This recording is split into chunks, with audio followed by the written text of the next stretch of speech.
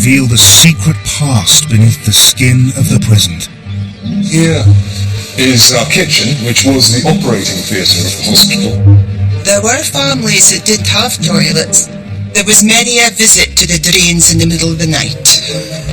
Our memories are rendered in the bricks and mortar that surround us. Just behind you there was where we all danced. Our streets chart momentous social change and the ebb and flow between enormous wealth and terrible poverty. Pretty grim, isn't it?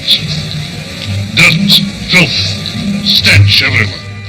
They reveal the changes that have shaped all our lives and make the story of our streets the story of us all. It's a nice view, isn't it? Aberdeen, Granite City on the northeast coast of Scotland, hub of the global oil industry. But long before oil arrived, fishing was king. Here you'll find the Fittie Squares, purpose-built enclave for fisherfolk. They're just a mile from the city centre, but a world apart. You were being taught at an early age that the demon drink was bad for you. Fittie was regarded as kind of a strange place, a closed community. Right, this is our living room. It's like a boat. I don't see it like that, but you do get comments like that. This is the story of how this traditional community was forced to adapt in the face of seismic change. These people had been sacrificed to oil interests.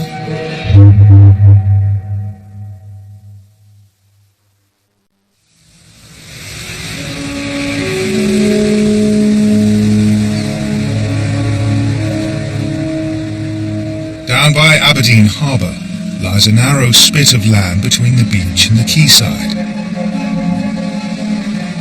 It's an unlikely place to find a community, but here you'll find 3 squares. They're at the heart of an old fishing village called Fittie, better known to the locals as Fittie. The squares are designed with the houses looking inward, making for an unusual sense of intimacy. If you're sat on a bench outside your front door, you're probably only a couple of metres from the person next door sat on their bench outside their front door. So you get to know people a lot more that way, and you tend to know what's going on at all times for a lot of people. The squares fill a tiny footprint. There are 80 dwellings here, crammed into an area less than 200 by 100 metres. They're a unique remnant of Aberdeen's past. They're surrounded by industry, and yet they feel like a separate world, a quieter, quainter, more eccentric place. I mean, we're kind of like a little bubble, you know, that's existing in this kind of oil-mad city. These days, many people in the squares are incomers, white-collar professionals from all over Britain. But for generations, Fittie was made up of the same group of families who lived together, worked together, and intermarried.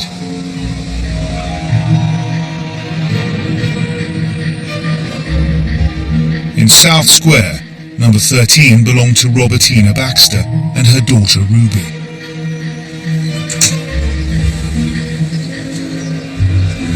Ruby's daughter, Norma Reed, grew up here in the 50s, surrounded by her relatives. This is the one my Uncle John lived in. Yeah. He was a Baxter. The one at the end is still my Uncle Henry's. This was my granny's house. It's still in the family, but it's my cousin Ian has that house now. That was my granny's shed. It was really pretty. She loved her garden. She'd be turning in her grave if she saw it now. There was a few families that were quite strong in the village.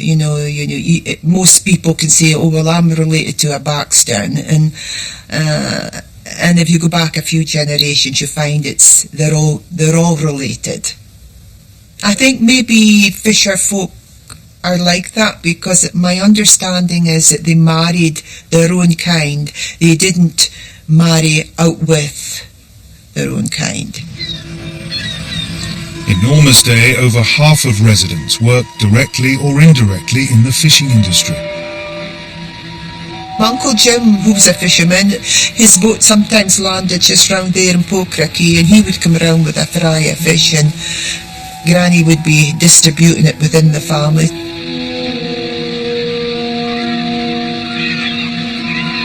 Before the oil was discovered, you could have crossed the harbour just standing on the boats. You'd never have got your feet wet. While the men went to sea for weeks at a time, the women worked at home, shelling thousands of mussels to use for bait and braiding fishing nets.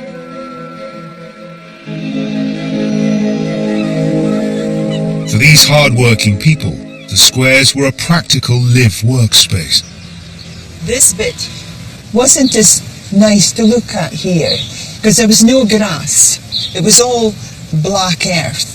And you would see maybe creels and different pieces of fishermen's equipment. You'd have boats and that lying about. And this here was the Stouts, and Mr. Stout, he used his washing line, but mostly he was noted for hanging his fish on the line, pegged all the fish up and dried them. It looked very hygienic with all the flies buzzing around them, but that was obviously the way that they would have cured their fish.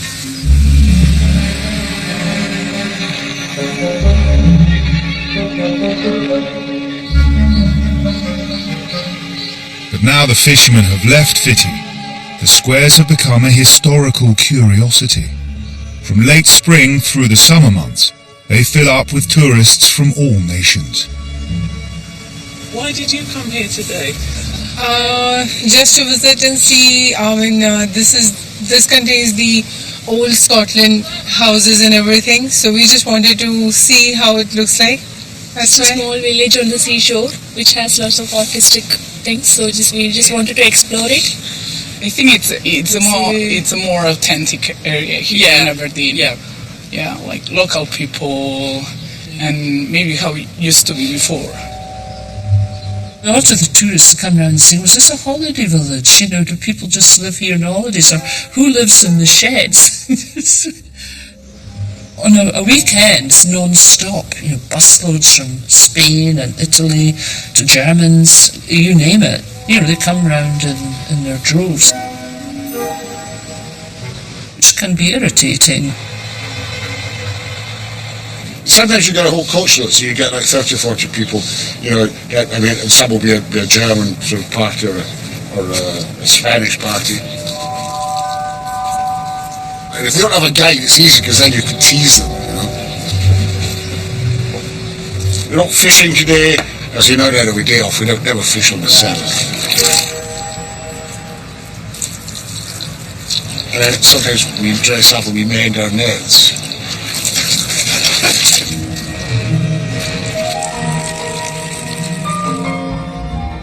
The history of the squares begins in the early 1800s, when Fittie was just a cluster of hovels near the mouth of the River Dee, set apart from the town.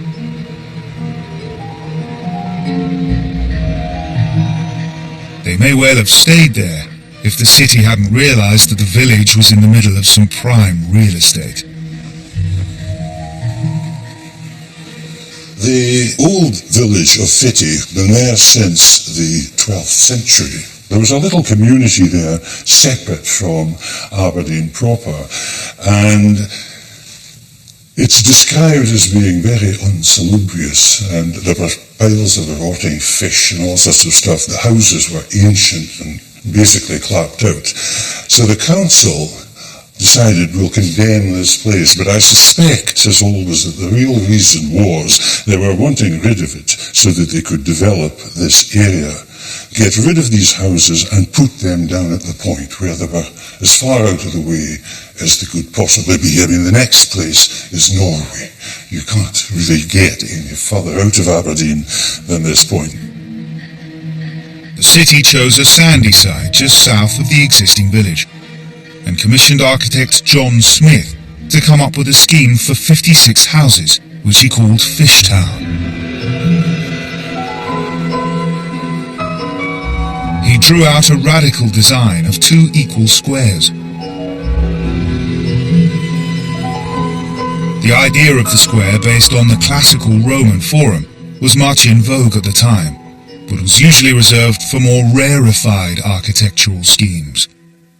The concept was really for gracious living, and the square was meant to be a grassed amenity area that you could wander about on a Sunday afternoon or something of the sort. And it was a communal garden, really, rather than anything else. This was a workplace, which makes it even more interesting. It's unusual for fishing houses, because most fishing communities, like this one at Torry at the other side of the river, is made up of rows of houses. A row of house, a lane, a row of house, a lane, and this is right up the coast, right round the northeast. So to have a square was a new idea. And they were, in fact, the first council houses in Aberdeen, paid for by the council. The layout may have been elegant, but the houses were built for practicality. They were based on a traditional butt and bend design. 2 rooms, the butt on the left-hand side, the ben is on the right side, but ben, the house, is going through the house. And they had clay floors, very primitive clay floors. Simple house for simple people.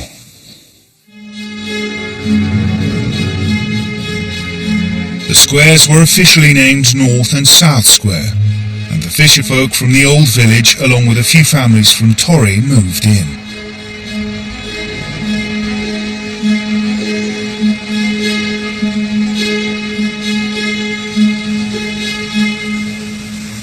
Oil geologist and mum-to-be Natalie Farrell lives in one of the tiny Button Ben houses. Come in.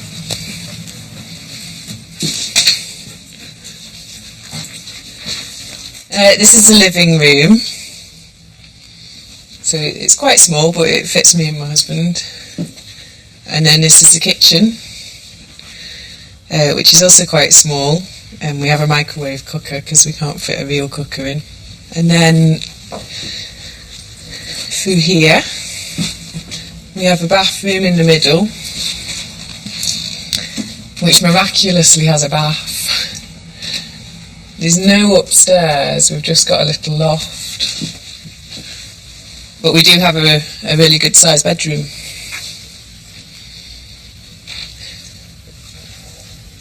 This is where the baby will sleep. We've got enough room there.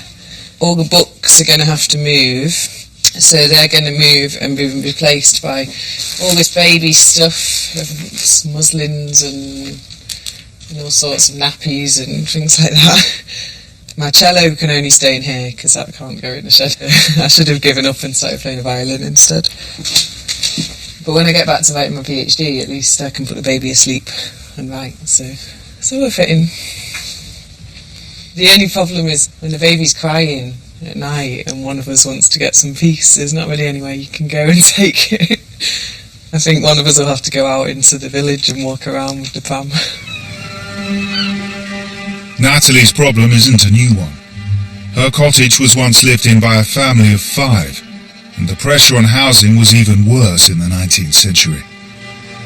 The fishing fleet grew 9-fold in the square's first 60 years, and as a result, houses were packed full, 2 families to each Button Ben cottage. To alleviate the overcrowding, in 1837, the council built 7 new houses across South Square, named Middle Row. Another house was added to the entrance to South Square, and in North Square a school. But with such a rapidly expanding population, these additions still weren't enough. In 1855, the city paid for another row of houses, creating Pilot Square. These were two-storied houses of better quality than the Button Bens. They were intended for the pilots of Fittie, boatmen who guided vessels in and out of the harbour. The original 56 houses had now become 80, but space was still at a premium. To make the most of it, the fisher families began to improvise, filling the common ground in the middle of the squares with sheds made of driftwood. They preserved the wood with tar, and I had a cousin who, a schoolboy, and in the summer he would earn money by tarring these sheds, and his nickname was Tarry Byler. and he would do lots of these old sheds. I couldn't imagine that being allowed now. Going up a step ladder with this boiling tar and brushing all the roof and the planks. Yeah, I don't think they'd be allowed to do that now. In the 1870s, Aberdeen Council, keen to cut costs, began a sell-off of the houses in the Fittie squares, predating the right to buy scheme by over 100 years. Tenants were given the chance to buy their homes in instalments, and houses were auctioned off in numbered lots, with their own sheds included in the title deeds. The deeds specified that new owners should rebuild their old tarry sheds in solid masonry within 2 years. Most people ignored this ruling, but a handful of sheds like Natalie Farrell's in Middle Row conformed to the pattern. This is a shed which I think space-wise is actually bigger than the house.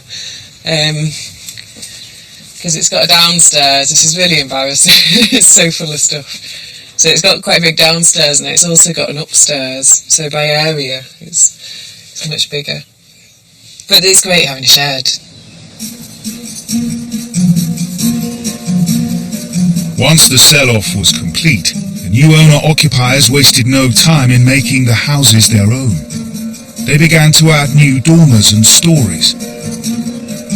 The squares, once uniform, took on an offbeat individual character. Well, you can see that was originally a button bay, and you can just see where the roof was.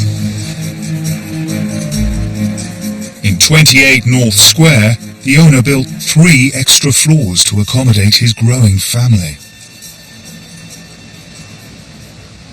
That's an old one there. That's what we called in the village a Tower of Babylon. It's quite steep stairs, and it looks like it would be, doesn't you know? And in my granny's day, it was a school. Children used to go to school there. Despite the various improvements and extensions, the Fittie squares were far from luxurious. The water supply was erratic, and cholera a regular visitor in the early days. Piped water was only brought to the squares in the mid-19th century, and the water pumps, known locally as the walls, remained in use until well into the 20th. Each square has had its own walls, and when you were a kid, you could if you got sand on your feet before you were allowed in the door, you would turn on the water and you would clean your feet there. When we went to our house, there was no water, there was no running water, so you would get your water in big jugs from here, and they would brush down the gutters. You never had any weeds growing. It was pristine. The toilet facilities too remained basic. My granny, we shared her toilet. It was on the shed outside. It wasn't indoors. But there were families that didn't have toilets, and, well, you can use your imagination what they had to do. But there was many a visit to the drains in the middle of the night.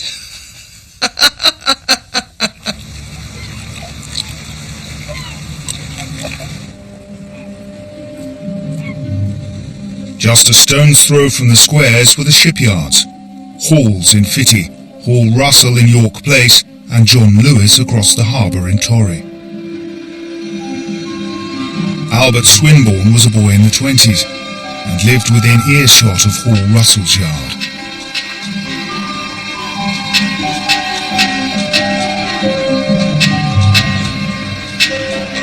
In the quiet of the night, especially if they were working overtime, you heard the boop, boop, boop, the riveters hammering together. And there was a team working over to hold up the two riveters.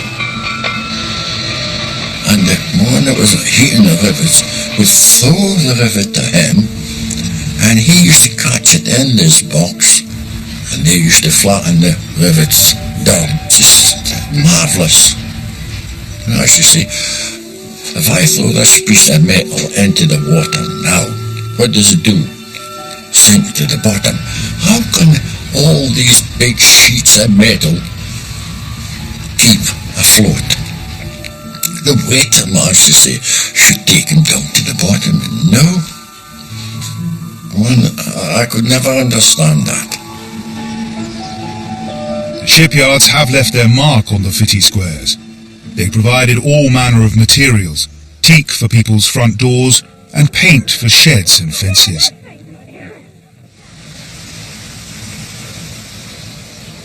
"88-year-old Betty Kye from North Square had many friends and neighbours who worked in the yards. You was a joiner, you see, and you worked in the yards. You could only get enough to help yourself. So what did people do? Did they used to take stuff, you mean? Well, I say, if the horses could only speak, they would tell you a lot of stories. Oh my. When Margaret and Brian Wilkinson bought their house in North Square in 1998, they discovered a fascinating history. Right, this is our living room. So what was this like when you first moved in? Well, this was all wood panelling. All wood panelling. I think a shelf was still up here, was it, Will? The lad who did it, he worked in the shipyards, and it was like a captain's cabin. Oak panelling, oak floors, really nice. Years and years and years ago, the floors were made of sand. Can you believe that? I crack up if the kids come in with sand in their shoes. But it's just unbelievable that floors was made of sand. I think, how did they put up with that years and years ago? But that was life again, was it? This is my kitchen. And it wasn't like this before. The lady that had it, she had a bed in here because it was like kitchen cum bedroom thing, I think. This was their toilet, and there was a ladder here, like a boat ladder that took us right up to the bedroom. This is our bedroom, and you used to get up from downstairs. You came up, there was like a hatch here, and it was in two parts. The old way, it was two parts, and the mum and dad slept at one side and the two sons slept at the other side. And this is our wardrobes. Wilkie designed this. This is our wardrobes. Very.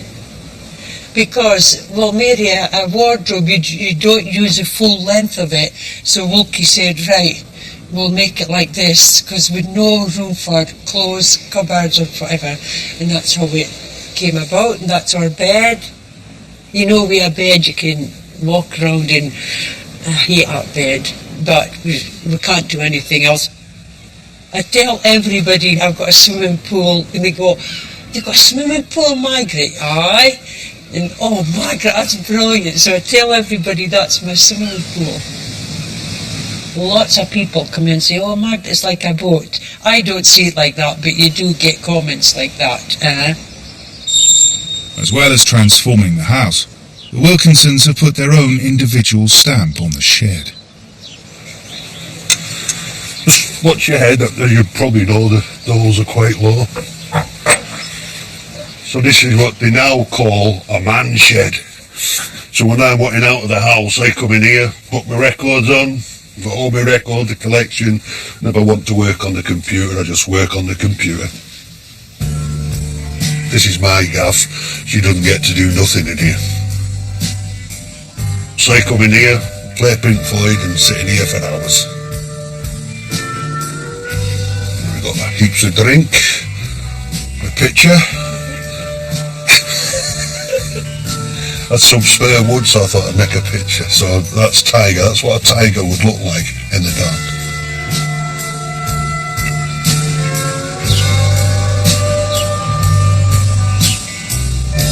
While today's sheds are leisure spaces, reflecting their owners' personalities, they once had a practical use.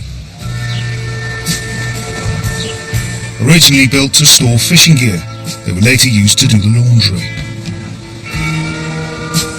Every single Monday, the Fittie women would light the wood-fired boiler and spend all day doing the washing. This is where it all happened. You would put your sticks underneath there. You didn't really need to buy anything like that because you get it off the beach, and you'd set fire to that, and then you would obviously have this filled with water. You'd have your scrubbing board and your scrubbing brush, also your big bar of soap, and you would proceed to wash your clothes, and it would bubble and boil, and it would really get your washing pristine white. It was hard graft. But then they weren't so well off as we are today, so they wouldn't have had a lot of clothes. I guess they probably had to pry the long johns and that off the men when they come in from the sea and get them washed. And my mother said when she was a child, she bathed in there. They would heat the water for them and then stick them in there and they would get washed.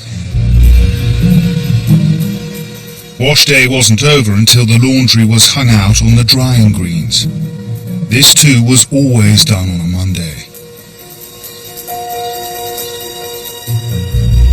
But artist Joyce Cairns, one of the first incomers to Fittie, wasn't afraid to bend these unwritten rules.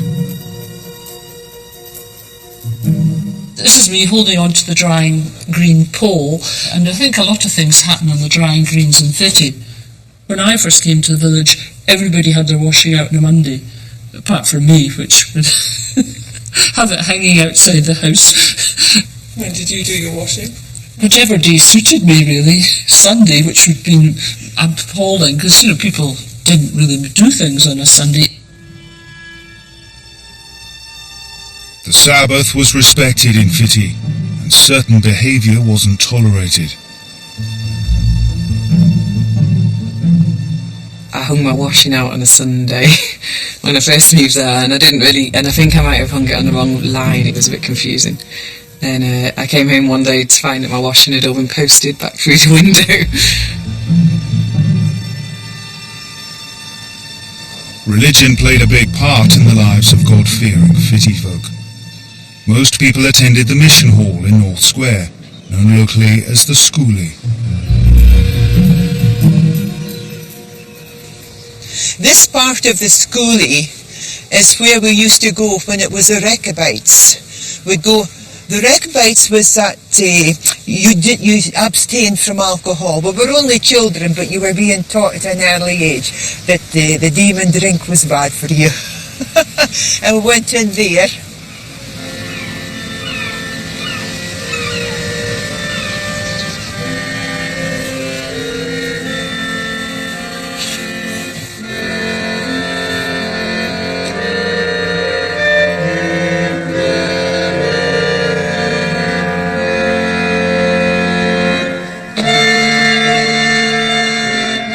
You would start off your Sunday school with singing, and then you would break up into your little groups, and your Sunday school teacher would take you along, and she would tell you about the Bible.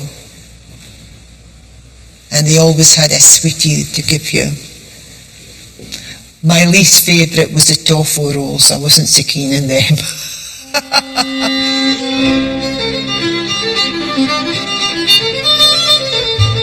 The highlight of the Mission Hall calendar was the annual Fittie picnic.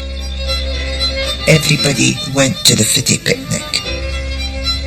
It was very, very important that the children were turned out well.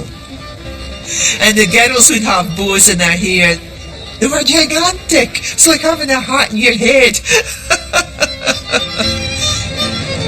The Fittie people travelled out to the country for a whole day of good, clean fun.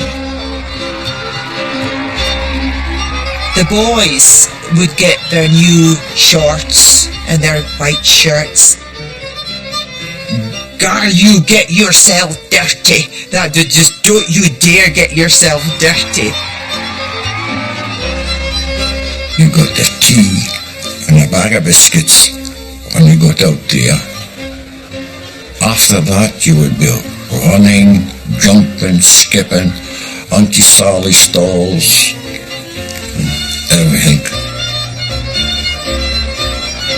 That was our entertainment.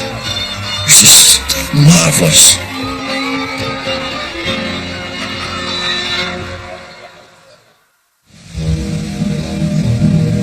With their distinct rituals and customs and the closeness of their family ties, the Fittie folk seemed like a breed apart. The square's as remote to outsiders as a desert island. Fittie was regarded as kind of a strange place, a closed community. If you went through it, people would stare at you, and it did have that kind of reputation.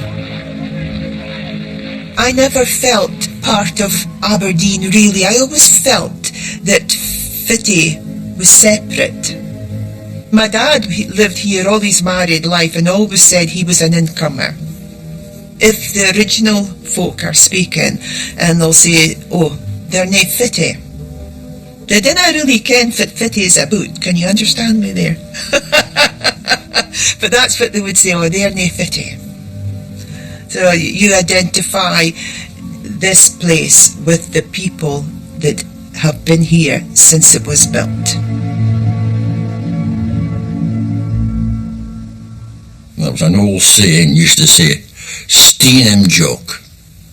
He doesn't belong to Fittie." And what does that mean? Well, he's an outsider. So outsiders mun very welcome at a time. Steen him, that's throw stones at him and get him out of the area altogether.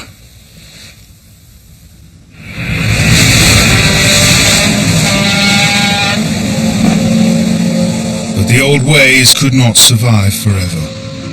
There was soon to be a dramatic shift in Fittie's fortunes. In 1969, oil was discovered 130 miles offshore in the North Sea.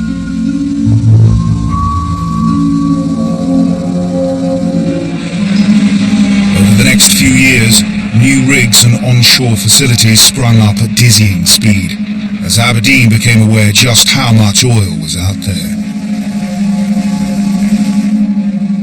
By this summer, there will be 15 rigs in the British sector, and by 1980, there should be over 50 committed. Foreign workers and their families, particularly Americans, began to arrive in the city. Mr. Phillip, how are you? I didn't see you standing there. Good morning, ladies. Welcome to the second meeting of the Women's Petroleum Club of Scotland.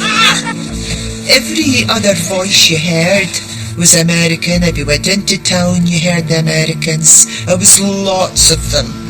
Lots of them. But then they had the know-how. It was just a very young industry here. Obviously, they ate different food from us, and you started to see things like peppers and courgettes and aubergines. What's that? Said I when I first saw them. The pace of change was so rapid that Aberdeen's infrastructure struggled to cope. If it was going to have its share of the promised oil wealth, the city would have to improve facilities at the harbour. The city began a huge building programme. Giant oil silos were put up on the quayside next to the Fittie squares. But when Shell UK put in a request for new wharf space, it was clear that there was no room for them in the harbour. Something had to give. Planners turned their attention to Fittie and her sister village, Torry. Both communities overlooked the harbour and sat squarely in the way of the development. There was a worry which fishing village would go. It was a toss-up between Fittie and Old Torry. And obviously Fittie's close to the next to the harbour, and so was Old Torry.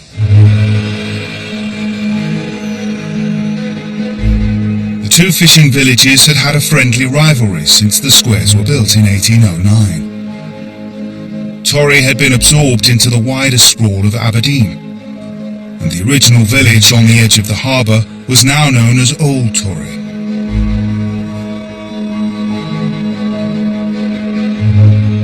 Its architecture was a mix of traditional Butt and Ben fishermen's cottages and tenement housing built in the late 19th century.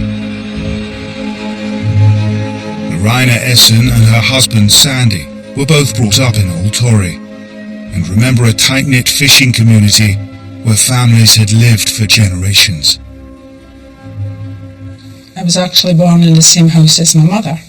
My mother was born there in 1917 and I was born in 1946, exactly the same house as her. Great community spirit in Torry. Everybody helped everybody.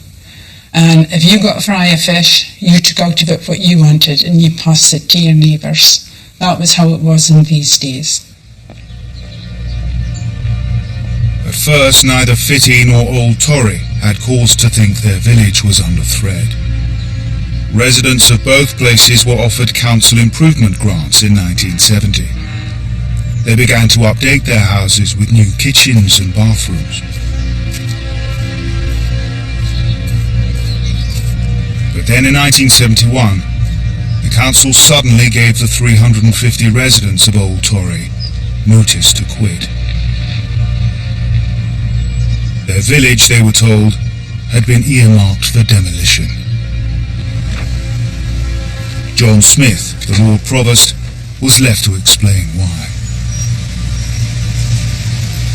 The announcement of the commercial discovery of oil was not made until earlier this year. Prior to that time, it was in the council's mind to develop, in an interesting and imaginative way, the old village of Torry. The oil interest was certainly considered to be the primary factor at this time. My information is that most residents in the area welcome the town council decision. They haven't considered us in the least bit. And not one member of the town council has been near us. I think they've been very shabby with us all. Despite the residents' objections, the council were unlikely to be swayed. Global oil giant Shell, already leasing a plot nearby, had threatened to leave Aberdeen if the land at Old Torry was not made available to them. Well, it was a great human cry about it, but of course it was just pointless because the oil wanted the property and they were going to have it. Councillor Frank McGee voiced the frustrations of Old Torry. I think that the council has betrayed the people of Torry. Betrayed them. They gave their word and they've broken it. And there can be no doubt at all that these people, however poor and humble they may be, have been sacrificed to oil interests. In March 1974, the bulldozers moved in, and Old Torry was razed to the ground. Its people were dispersed to other parts of the city. Now the harbour expansion could go ahead, and for the time being at least, Fittie was safe. But for the people of the squares, it was a hollow victory. It was a relief to the folks in Fittie that our village wasn't chosen but I can understand how it must have been for the other side, for the fisher folk in Tory, because it just destroyed a community.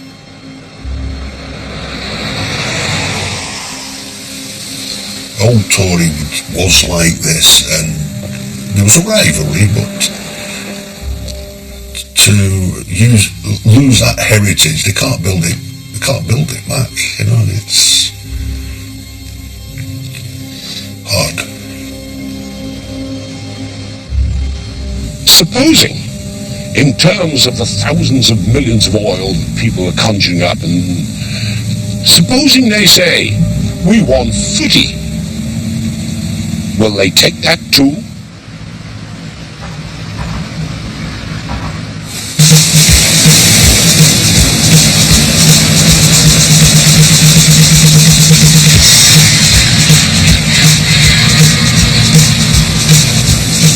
The oil industry grew and grew, creating a booming job market. Local fishermen like Brian Wilkinson found themselves in demand. We was in the pubs, you know, and they used to come in and ask us, come and work for us, come and work for us. But we were fishermen, we got off, we're fishermen, we don't want work in the oil. 10 years later we were crawling at the doors to get the job.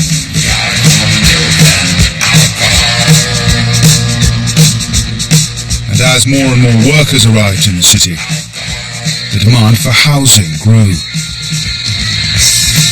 House prices crept ever higher. With the oil boom drawing people from all over the world towards Aberdeen like a magnet, house prices in Aberdeen are basically double the national average. London apart, it's the most expensive place to live in the whole of Britain. Getting onto even the bottom of the housing ladder is well nigh impossible. Brand new housing estates sprung up throughout the city, but supply couldn't keep up with demand. Property prices were sky high in most places, but not in Fittie. It was cheek by jowl with the oil boats and the shipyards. The demolition of Tory and the harbour development had left it adrift in a sea of industry. Its housing stock was mostly unmodernised.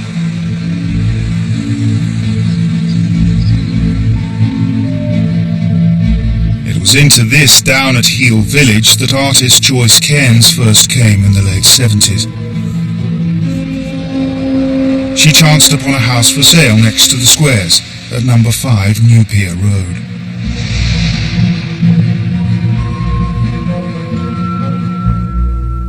Oh, that was 1979, and I saw this house and I said, God, look at that house, it's for sale, isn't it amazing? It had dark purple woodwork and it looked quite menacing. And I just had to have that house. It was magical. Number 5 had previously been Fittie's corner shop, owned and run by Jimmy Leaper. That house, to the day I die, will always be Jimmy Leaper's. It doesn't matter how many folk live in there, that's Jimmy Leaper's. And if you speak to anybody, it's from Fittie, and you mention that house, they will say the same thing. When Joyce arrived, the shop had closed down and fallen into disrepair. Jimmy Leaper owned this shop many years before I came on the scene. Coming into here, into the shop, there was these beads, like little bead curtains, and in the shop there was a counter that came across here.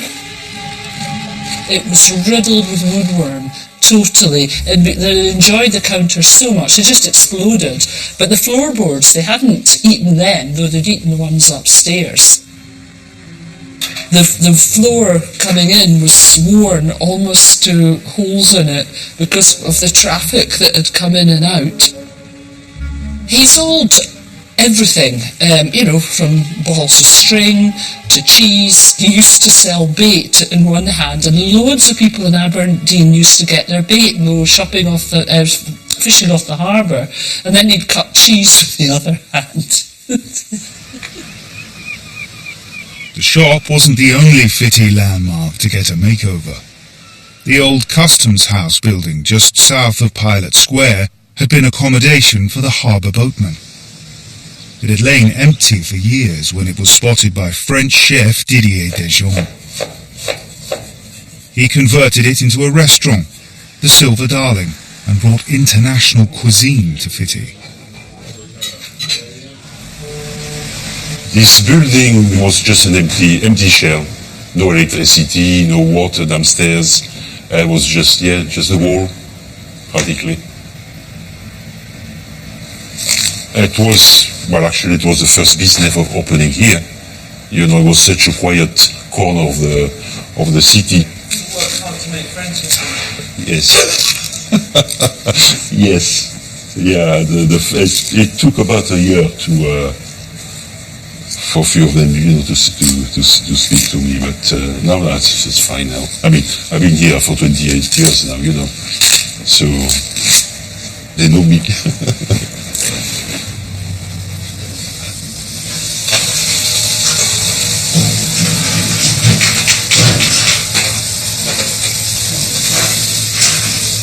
In the beginning of the 80s, nobody did oyster, mussels. Nobody knew what was a mussels. And then the oil arrived, and then restaurants started to buy all those forbidden fish or shellfish. Like Didier, Joyce found her arrival in the village caused quite a stir. I think they thought it was a commune that was moving into number 5 New Pier Road, and of course the curtains were twitching all the time, as you can imagine, because there was very few incomers at that time. It was more closed. There weren't parties. People, I mean, and I know that some people do not want to be part of that. It's just not part of their culture. They don't think that sitting outside and drinking is such a thing that you would do. They come out and they sit here and drink, and oh no, couldn't be dealing with that. It's alright here and I drink, but nay, every other day. Yeah.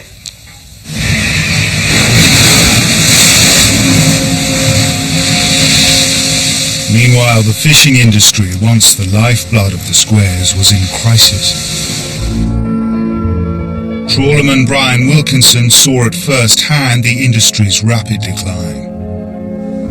Up to 1980, there was over 200 ships here, which went from all over the place, North Sea, Faroe, and Iceland. And then it started to deteriorate very rapidly. Quotas, restrictions and diminishing fish stocks all took their toll. Fishermen across the UK were leaving the industry in their droves. I was mate on a Aberdeen fishing boat, and the boat was being scrapped. And that was about 1980. And I was getting my fishing gear off the boat, and I slung it down, and I thought, well, that's it. 3 kids, wife, and I had to make a decision. And I thought, right, I'll go offshore. In the oil industry, my mate's certificate allowed me to go offshore as a rigger. But for Fittie, a way of life which had defined the village for centuries was slipping away. I loved it when I was trawling. People say, what do you see in it? I just loved it. The lifestyle. You lived, drunk, fought, ate, everything. And it was pretty close.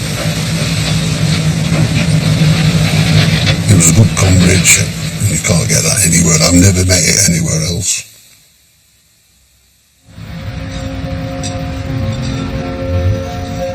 The shipbuilding industry had fared no better than fishing. Across 70s and 80s Britain, the picture was one of foreign competition, industrial strife and declining orders. Of Aberdeen's 5 big yards, only Hall Russell in Fittie held on. But in 1992, it too closed.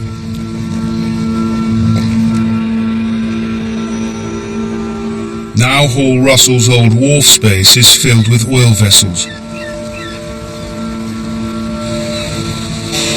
All the traditional industries which had tied the Fittie families to the squares have gone.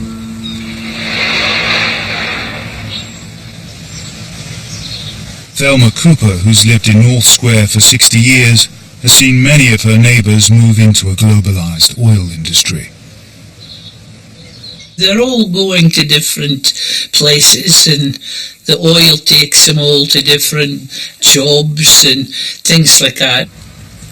Some of them, their husbands went to America for the oil. Well, they've sold their houses and went there and stayed there.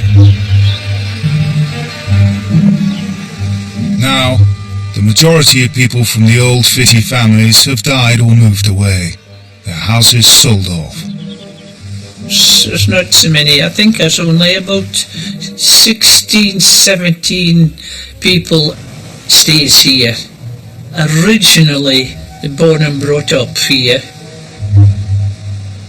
Meanwhile, at the local pub, the Fittie Bar, the newcomers are celebrating the arrival of the village's newest resident. Your next door neighbour. Natalie Farrell and her husband Dave have a 5-week-old baby girl, Katrina.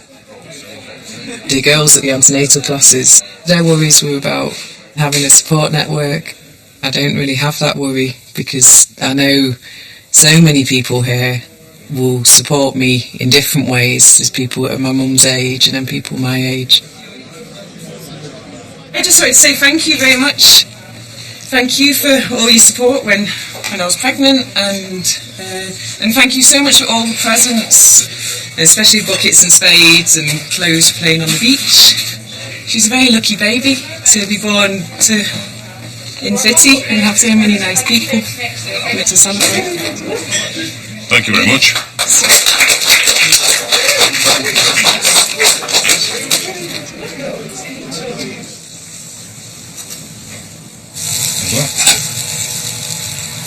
Dave and Natalie would love to put down more permanent roots amongst their friends in Fittie. They're rapidly outgrowing their tiny rented cottage in Middle Row. All good? We're going to have to move in about 6 months, I'd say. If we spend another winter here, that could get quite claustrophobic. I think we're at a stage where we would like to buy a house, as we need a bit more security, but they don't come up so often in Fittie. But a house has come up for sale, next door to Thelma. Number 5 North Square is on the market 5 years after the death of its owner, George Walker, who came from an old Fittie family. George, he worked with my husband. He was his mates and the boatman. We all went there share a holiday. Well, there are 2 public rooms. This is the sitting room. Across there is the dining room. Upstairs you have 2 bedrooms, and downstairs toilet and shower room. And that really is about it. There's not a hell of a lot to it. The house is totally unmodernised, but it's on the market for offers over £250,000. 70,000 more than the average 2-bedroom house in Aberdeen. It could be used for a variety of purposes. But it could be a holiday let, or it could be somebody's place that they pop down to live in the city during the week and pop down here for a bit of leisure and recreation at the weekend. That's possible as well. Because it doesn't come up every day of the week, and that can result in the price of running away with itself a wee bit. Thelma has seen it all before. Down here, it's always higher, but the houses sell well. And we know the property's not worth that, but they get the price. Even the small ones, the button bends, they're going for a lot of money. Sadly for Natalie and Dave, number 5 is out of reach. We looked at it. Yeah, trying to do the It's a lot maths. of money. It's a lot of money for us, anyway, at this stage. So, Especially with me not having a job. I've still got to finish my PhD, so we might have to move out of Fittie by then. But oh, really sad. But, yeah, we like it here. yeah. The future of the Fittie Squares may change again, as even some of the incomers struggle to afford the house prices.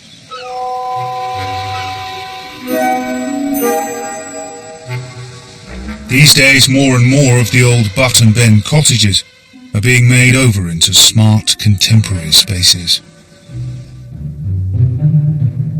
You can see we've got some windows in the roof which let in a lot of natural light.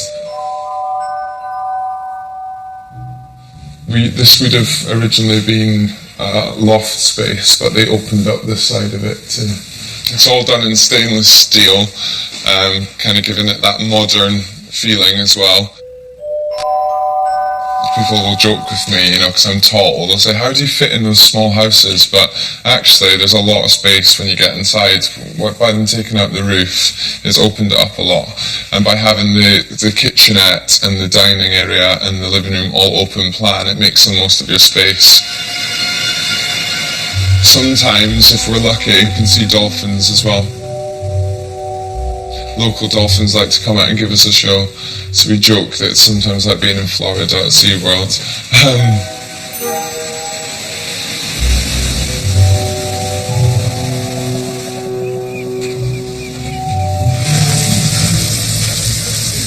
And Old Fittie's traditional fry of fish is a far cry from the fine dining of New Fittie. We put the cabbage and pancetta inside and make a bowl. And then serve it like this with monkfish in red wine, with mushrooms.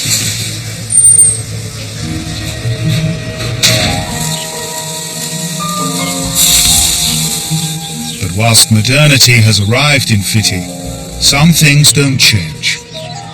What attracts so many newcomers to the squares is their old-fashioned sense of community.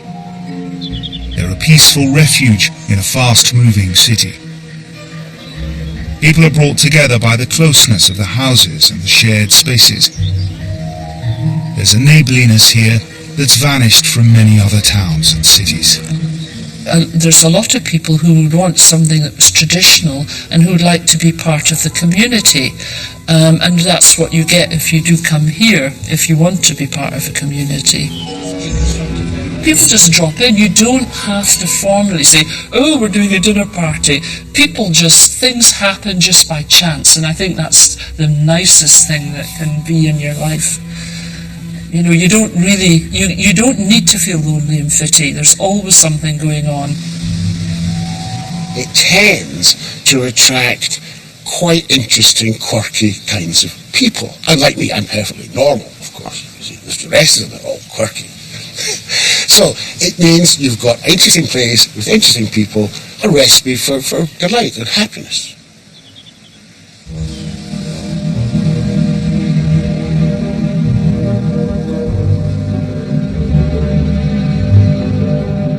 As for the older Fittie folk, who knew the squares in the heyday of fishing, they're all too aware that the future does not belong to them.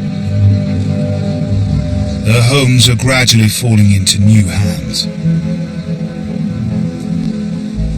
No sentiment when a house is given up. The skip comes to the back door and everything gets tipped into it. Just a way of life. I'm a loss to the cause, so when I go it's sold.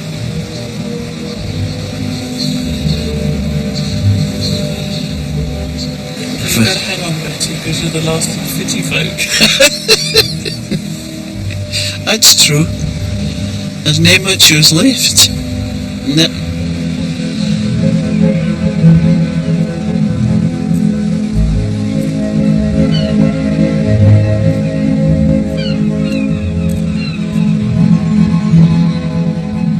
As for Norma Reed, Although she visits the squares every week to care for her elderly mother, she now lives away from Fittie, 7 miles west of Aberdeen. Fittie for me is up here and in here. And the Fittie that we have now is not the same place. It's very nice, and the new people that come in love it. But for me, Fittie was more than just the houses. It was the people that lived there. I don't know if I could feel quite as at home now as I did as a child. As you get older and your memories become stronger of the past, I think I might be disappointed. So I think I like to remember it as it was. Yeah.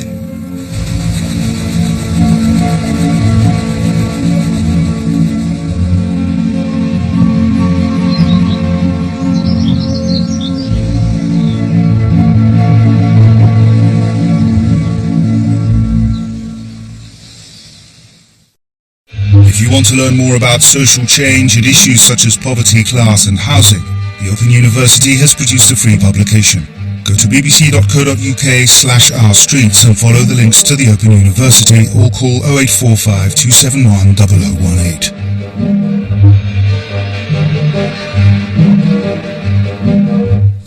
At 9 tomorrow, a new series challenges our perceptions of World War I, how Indian, African and Asian troops became the forgotten soldiers of empire.